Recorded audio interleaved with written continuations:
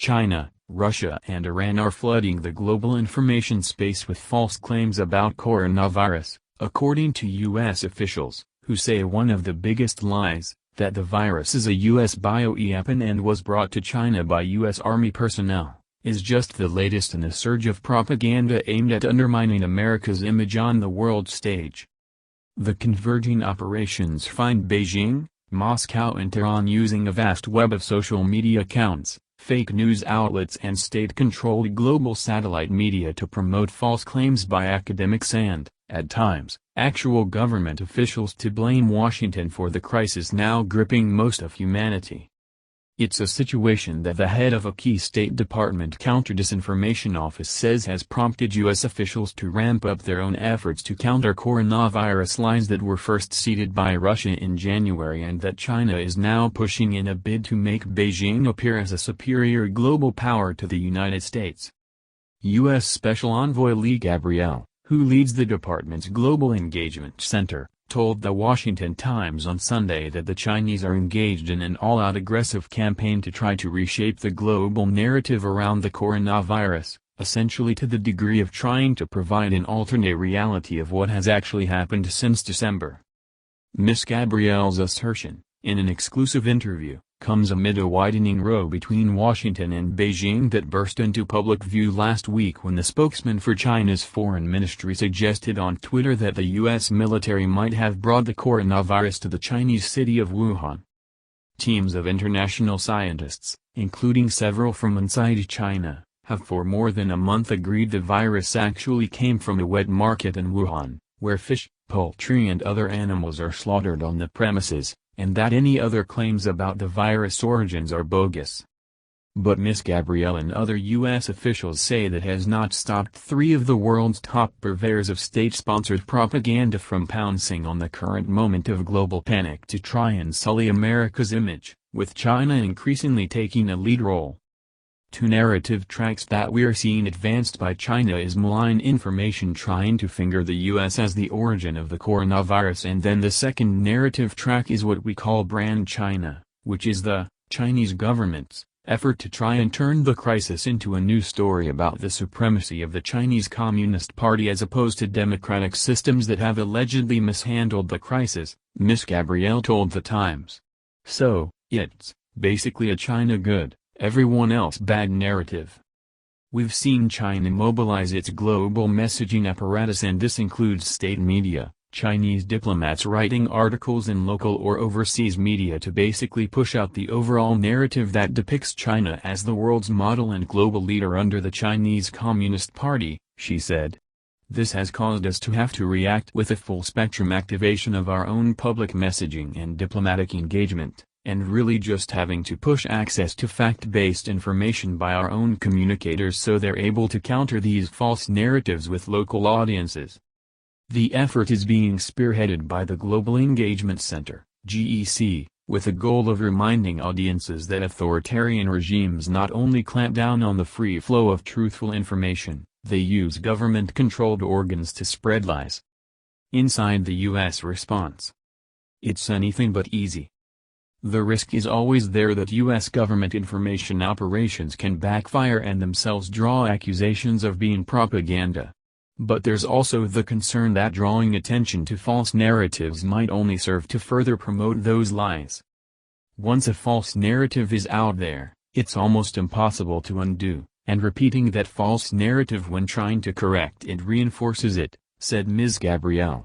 So it makes it very tricky. The GEC operates mainly behind the scenes at State, which does not publicize the number of personnel working inside the center that grew in recent years from the now dissolved Center for Strategic Counterterrorism Communications, CSCC. In the Obama era, the CSCC was a hub through which U.S. officials used Facebook and Twitter to disseminate anti-jihadist messaging worldwide. Then came the 2016 U.S. election. American intelligence findings that Russia used social media to meddle in U.S. democracy prompted Congress to reconstitute the GEC with a broader new mission, expose and counter foreign state and non-state propaganda aimed at undermining the U.S. and its allies around the world. A core tenet was the establishment of a so-called Information Access Fund, A mechanism through funds can be channeled to outside organizations that engage in a range of counter-disinformation efforts in several countries. By 2018, U.S. officials were comparing the JEC's mission to that of a Cold War-era initiative pushed by the Reagan administration in the 1980s known as the Active Measures Working Group, an operation that saw U.S. officials expose and undermine Soviet propaganda and subversion in Europe at the time. The Circle of Lies. On coronavirus, the JEC's radar went up in January around a Russian government-backed effort to seed the disinformation space with the notion that the virus was created by Americans, according to Ms. Gabrielle, who said the center discovered a Kremlin-sponsored push to spread lies that the virus was created either by the Gates Foundation or in a U.S. government lab.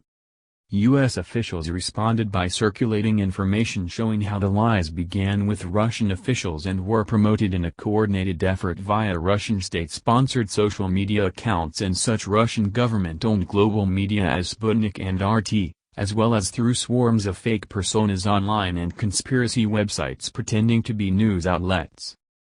While some international media initially ran big with the information, the Chinese and Iranians have since doubled down with their own disinformation campaigns built from the original bogus claims seeded by the Russians, Ms. Gabrielle said. We've tracked a surge in their disinformation and propaganda operations and they're picking up and promoting what were originally false claims pushed by the Kremlin, she said. They are mutually reinforcing each other in efforts to flood the information space with false narratives. So it's basically a convergence of Russian, Chinese and Iranian disinformation operations. The Russians have also ramped up their efforts, with RT promoting false claims made by military commanders from Iran's Islamic Revolutionary Guard Corps, IRGC, about coronavirus origins based on Russia's own earlier disinformation campaign. So Russia pushes out a false narrative, the IRGC then parrots that narrative. Then RT tweets it out as though it came from the IRGC chief in the first place, Ms. Gabrielle said.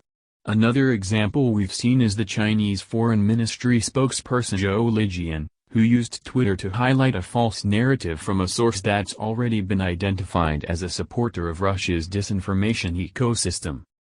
On Thursday, Mr. Zhou tweeted in English that it might be U.S. Army who brought the epidemic to Wuhan and that the U.S. owe us an explanation. He also promoted the so-called Center for Research on Globalization or globalresearch.ca, a discredited Canada-based operation that published an article under the headline, "Further Evidence that the Virus Originated in the U.S." U.S. officials were outraged by the tweet. Globalresearch.ca is a disinformation outlet based in Canada that we've seen pushing out Kremlin narratives, said Ms. Gabrielle, who added that a convergence of disinformation promotion by Russia, Iran and China existed prior to coronavirus, but has now taken on expanded momentum. Murky waters ahead. The Zhou episode has added tension to an already fraught U.S.-China relationship. The Chinese Foreign Ministry spokesman's tweet may have come as a response to comments last week by U.S. National Security Advisor Robert O'Brien, who chastised Beijing for initially covering up the coronavirus outbreak, saying the cover-up probably cost the world community 2 months. The Zhou tweet may also have been an attempt to subversively respond to President Trump's assertion last Wednesday, in which Mr. Trump stressed that COVID-19 is a foreign virus and we all know where it came from. Either way, the administration's response to Mr. Zhou was swift. Chinese ambassador to Washington Qitan Kai was summoned to the State Department Friday, where David Stilwell, the top U.S. diplomat for East Asia, expressed strong disappointment with the Chinese disinformation. A senior U.S. official told The Times on background that the Chinese Foreign Ministry spokesman's tweet was a tipping point for us at a very senior level within the State Department, and, we decided we're not going to let this continue further. He said U.S. officials decided to draw a line in the sand, adding that, we are going to make a concerted and public effort to counter disinformation by any regime on this, because there are lasting consequences. The Chinese and Russians and Iranians are putting out these conspiracy theories and false narratives. It is deeply irresponsible, not just for America, but for the world. We're in the middle of a global pandemic that is unprecedented. The fact that these regimes are taking the time to deflect blame from their own actions is deeply irresponsible. The question is whether the damage is already done. Once a lie is out there in the information space, there's no silver bullet. I don't have a false information zapping bazooka. I wish I did, said Ms. Gabrielle. What we do have are best practices and, in the case of the lies that are out there right now, that means engaging through our official platforms to counter them. But she stressed that the JEC is playing the long game, and that means engaging credible voices that can support truthful narratives worldwide. What you want to do is essentially create an environment where populations and audiences are less vulnerable to disinformation in general, Ms. Gabrielle said. Best practices for countering false narratives long-term are more strategic in nature.